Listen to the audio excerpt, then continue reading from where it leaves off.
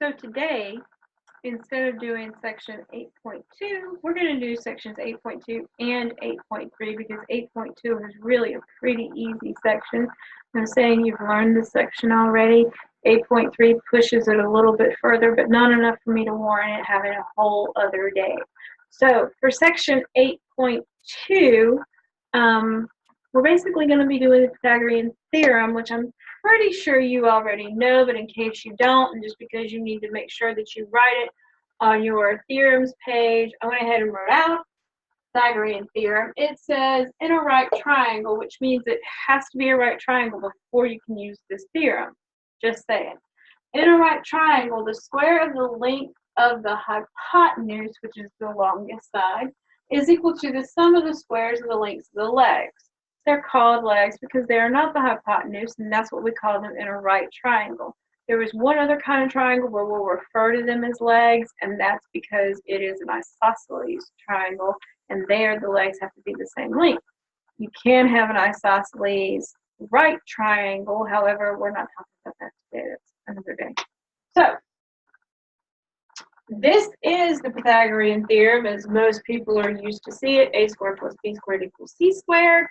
And C has to be the hypotenuse. You always put your longest side on the other side of the equal sign.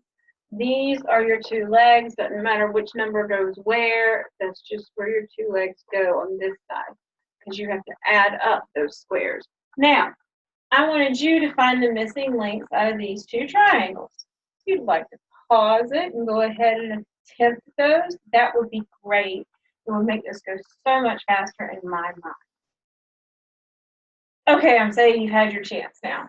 All right, so in order to find the missing length here, since this is my hypotenuse, I'm going to go ahead and say a squared plus b squared equals c squared, because I always write my formula so I can help me remember it, because you know I'm not going to give that to you anywhere. I expect you to have it memorized. So my A and my B are over here. It doesn't matter which one I put first. 15 squared plus 5 squared has to equal c squared. 15 squared is 225. I know that because I memorized it. 5 squared is 25. That has to equal c squared. 225 plus 25 is 250 equals c squared. I have to figure out what c is, though. I don't want to know what c squared is. I want to know what c is. So I'm going to divide both sides. Sorry, not divide. I'm going to take the square root of both sides. That gives me c equal to, I'm sorry, I don't know that one right offhand either, but I do know that that is 5 times 5 times 10. So 5 times 5, and then 10 is 5 times 2. 2 on the inside, make 1 on the outside. So that would be 5 square roots of 10 is equal to c.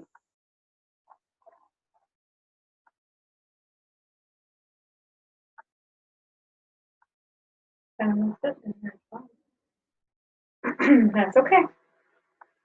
For this one, I have my c. I'm missing one of my other sides.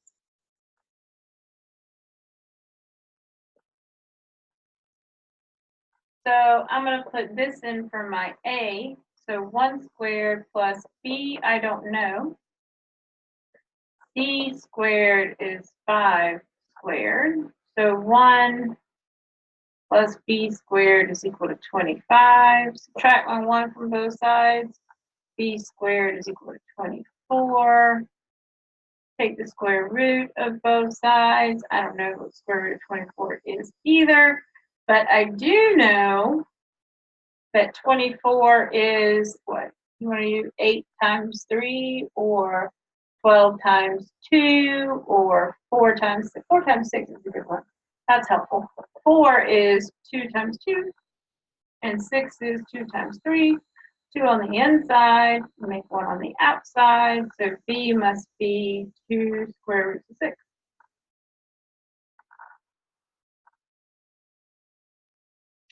And there you have it. That is all that is in section 8.2. just this half of the board. That's all there is. In 8.3, they're pushing the idea of the Pythagorean theorem a bit further. They're investigating other things that it would mean. So they started out with the converse of the Pythagorean theorem, which says if you end up with the sum of the squares of the legs equaling the square of the third side, which is the hypotenuse, then it's going to end up being a right triangle. So you can prove that it's a right triangle if you have that going for you. The next one that they tell you is, and these are the ones that are kind of more interesting, if the square of the longest side is larger than the sum of the squares of the other two sides. So in other words, up here we said if you have a squared plus b squared equaling c squared, then it's a right triangle. Here it's if it's larger. So if a squared plus b squared happens to be smaller, but our hypotenuse squared is larger, then it's going to be an obtuse triangle. And here, if the square of the longest side is smaller than the sum of the other two squares, a squared plus b squared ends up being greater than c squared, or c squared is smaller. That means that it's going to be an acute triangle. That's kind of handy because we've never had any rules like that before to kind of help you out. What we have talked about before is what has to happen in order for something to be a triangle. So in order for it to be a triangle, you have to make sure that it can form a triangle. So I seem to recall that if we had this side too short and that side too short, then they can't meet up to make a triangle. So you have to make sure that the sum of the two smallest sides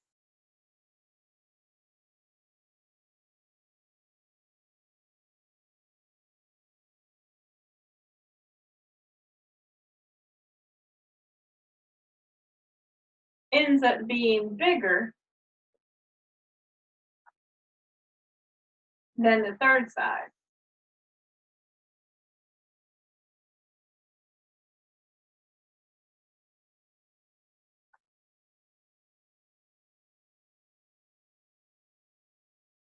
So you have to first make sure that this is the case. If this isn't the case, then it's not even going to be a triangle. That's something we learned back in the day. If it is bigger than the third side, then obviously it's going to form a triangle.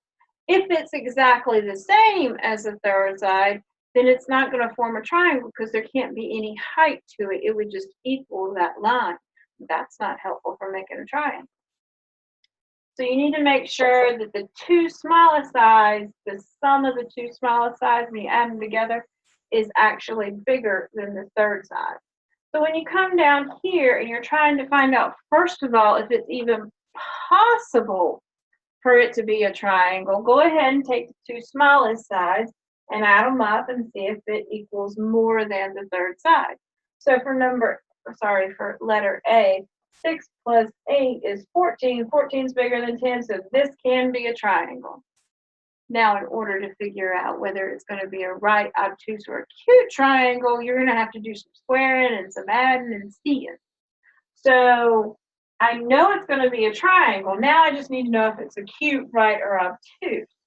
So I'm going to take my 6 and my 8 because they can't be my hypotenuse. That one would have to be the hypotenuse because it's the longest side.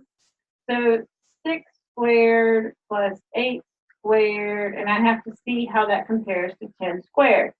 6 squared is 36, 8 squared is 64, 10 squared is 100. When you add 36 and 64, you actually do get 100.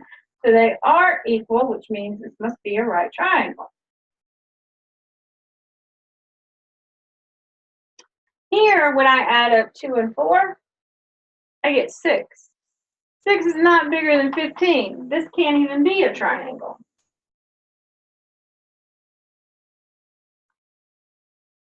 Here, when I add up 3 and 3, I get 6. 6 is bigger than 3. This can be a triangle. Specifically, it's a special kind of triangle. It's an equilateral. I'll get it in a minute. It's an equilateral triangle because all the sides are the same. And I don't know if you remember or not, but equilateral triangles have to have all the angles the same, which means the angles all have to be 60 degrees, which is why this one is an acute triangle. I know that. I don't have to do all the math to prove that, but because I can, I'm going to show you that. So 3 squared plus 3 squared, and then over here I've got a 3 squared. 3 squared is 9, 9 plus 9, and then over here is 9. 9 plus 9 is obviously greater than 9, and according to my rules, greater than meant that it was acute. I guess you're going to have to memorize those, aren't you? What about this one? Can it even be a triangle? 2 plus 2 is bigger than 1. Well, the whole point of it is that you add up the two smallest sides, and 1 is the smallest side. See, I did them out of order to try to trick you. I don't know if it worked or not, but I'm just telling you, I did them out of order to try to trick you. 1 plus 2 is 3. So since 3 is bigger than the other side, which is 2, yes, it is a triangle. Specific kind of triangle. It's an isosceles triangle because you got two sides that are the same. So I still need to do my 1 squared plus 2 squared and have my 2 squared on the other side. Remember, one of them would have to play the part of the hypotenuse, and it cannot be your smallest side. So this gives me 1 plus 4, and then over here I have 4. 1 plus 4 is greater than 4, which makes this an acute triangle.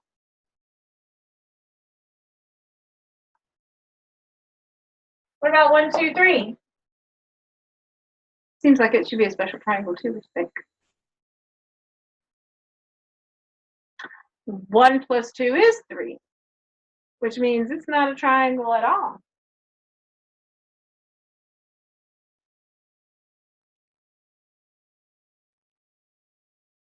What about 3, 4, 5?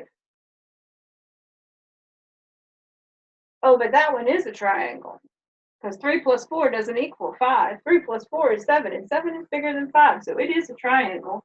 So I go through and I say 3 squared plus 4 squared and something about 5 squared because we don't know what this is yet.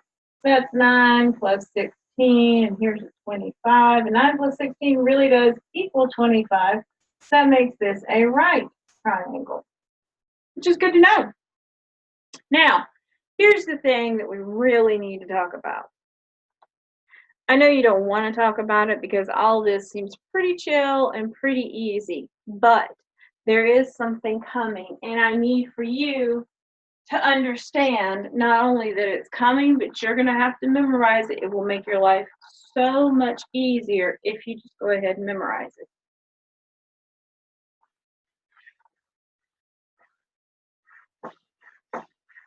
I know you know the Pythagorean theorem.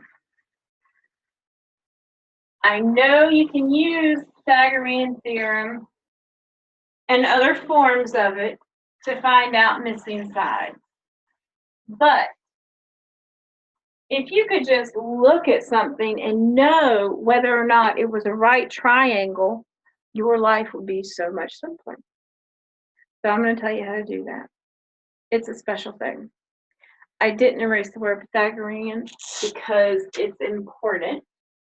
We're going to talk about Pythagorean triples. Now, your book doesn't even cover this. That's how hush-hush this is.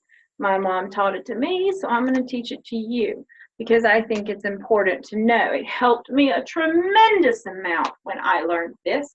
Actually, it wasn't my mom, it was another teacher that taught it to me, but helped me a tremendous amount when I learned this, and it made things just kind of click after that because it's something that I never, ever forgot.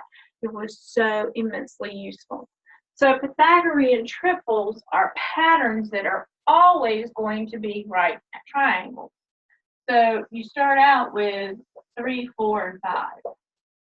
we just said that that one was a right triangle. So I know anytime I see 3, 4, and 5 is going to make a right triangle. And we just had 6, 8, and 10.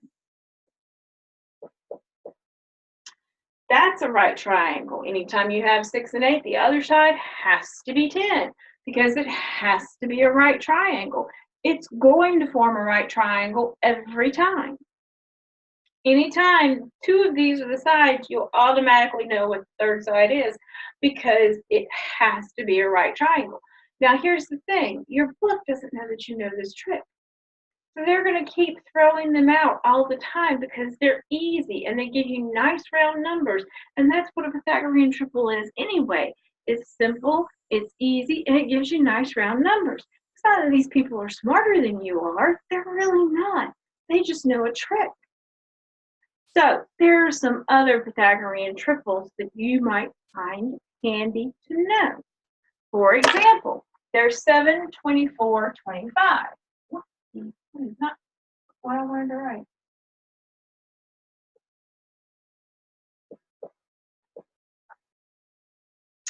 And I think there is 5, 12, 13. I think that's about all that you really need to know. Yeah, because here's the trick. Here's the really cool, amazing thing about it. I don't know if you noticed this or not, but when you look at these two, right here, 3 times 2 is 6. 4 times 2 is 8. 5 times 2 is 10.